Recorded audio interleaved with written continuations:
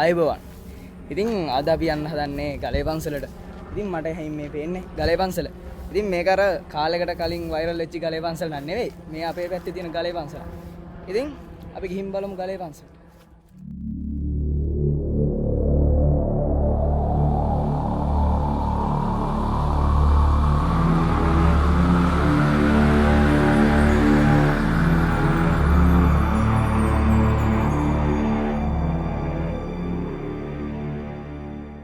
අපි දැන් දැනට ඇවිල්ලා ඉන්නේ පල්ලෙහෙන් වතුර හැංගිලා ගම යන පටන් ගන්න තියෙනවා.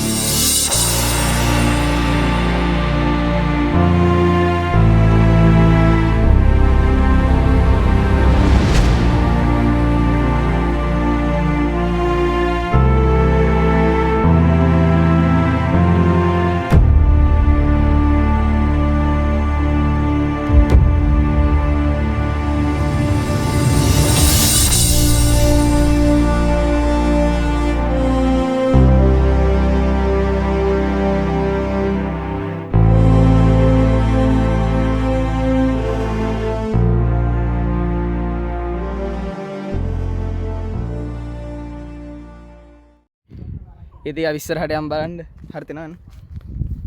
හරි තමයි යන්නේ.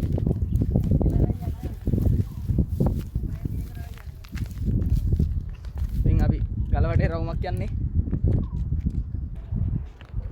ඉතින් මෙතෙන්ට පේනවා අර පැත්තෙන් දිබුලාගල පර්වතය. ඉතින් මේ පැත්තට නම් ඒක විතරයි පෙන්වන්න තියෙන්නේ. ඔක්කොම ගෙවල් එක්ක පොල් වැටියක් තනිකර පොල් ගස් කොළන් තනිකරම තියෙන්නේ. ඉස්සරහින් පේන්නේ දිබුලාගල. මේ ගොඩක් ඈතින් තියෙන්නේ ගොඩක් ඈතින් මේ තියෙන්නේ දිබුලාගල. ඔය වල දකින්න දිබුලාගල පර්වතය. ඉතිහාස කතාවක් සැලකිය යුතු එකක් තියෙනවා. මේ ඒක මම හරියටම ස්ථිරව දන්නේ නැති හින්දා මම මේක කතා කරන්නේ නැහැ. ඉතින් මේක කියනවා පහල ගම්මු මේ පොය දවස් වලට ගල ඇතුලෙන් බේර ගහන සද්ද ඉතින් එහෙම ඇහෙනවා කියලා ඉතින් කට්ටිය කියනවා. ජනප්‍රවාද වෙන්න පුළුවන් ඉතින් ඒවා. කොහොම නමුත් ඉතින් ජනප්‍රවාදයක් වුණත් මේ ප්‍රදේශයේ කට්ටිය කියන්නේ අපිට විශ්වාස කරන්න වෙනවා. මේ හරියේ මේ ගස් జాතියක් තියෙනවා ගොඩක් තියෙනවා මේ හරියේ. මීවන වර්ගයක්ද මන්දා මේ වියලි කලාපේ හැදෙන මේ එක වියලි කලාපීය පොඩි ශාක වර්ග වගේ ඒවා තියෙන්නේ මේ. තුවා ඒ හරියම එක දිගටම තියෙනවා හැමතැනම වගේ තියෙනවා. ඉතින් මේ සම්පූර්ණ මේ ගල මේ පැත්තේ තාම චෛත්‍ය හරියට අපි ගියේ නෑ. කට්ටිය ඉස්සරහටම ගිහිල්ලා හරියද? දැන් මට හොයාගන්න විදිහක් නෑ ආපු කට්ටිය. බලමු අපි ගිහිල්ලා පල්ලෙහාට. ඊයේ ගිහින් තියෙන දිර බාන්න ඔයාලා පොල්ලක් ගත්ත දැන් පල්ලෙහා ඉන්නකෝ බලමු ගිහිල්ලා. කට්ටිය පල්ලෙහා අර 3-4 දෙනාම ඉන්නවා. ගලේ ඉඳන් සෑහෙන මේ පැත්තේ ප්‍රපාතයක් නේද? වටෙන් එන්න ඕනේ මං එනවනම්. හරි බා එන්න.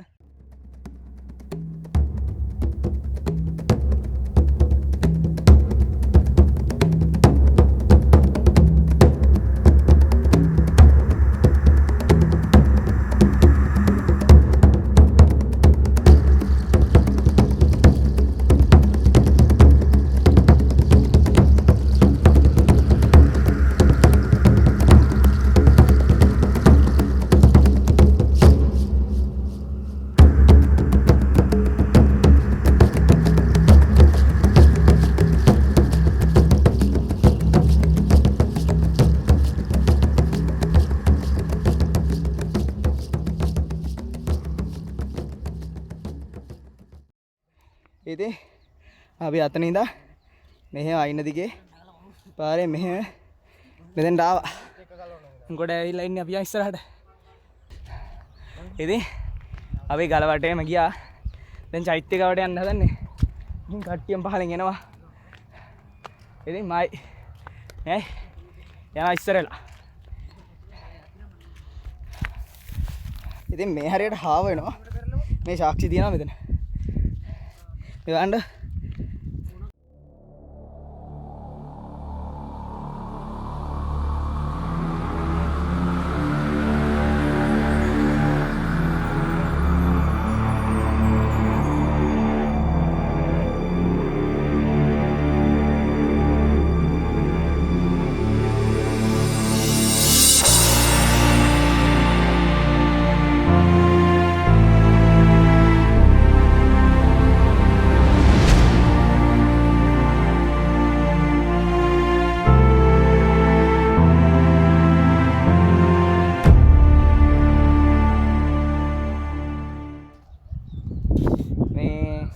දැන් ඉරත් දැහැගෙන යනවා. ඉතින් අපිත් දැන් ඇවිල්ලා සෑහෙන වෙලාවක් යනවා. ඉතින් මේ ගෙවල් වලට යන්නත් ඕනේ. නම් වීඩියෝ එක මෙතනින් ඉවර කරන්න. හැමෝටම ජය.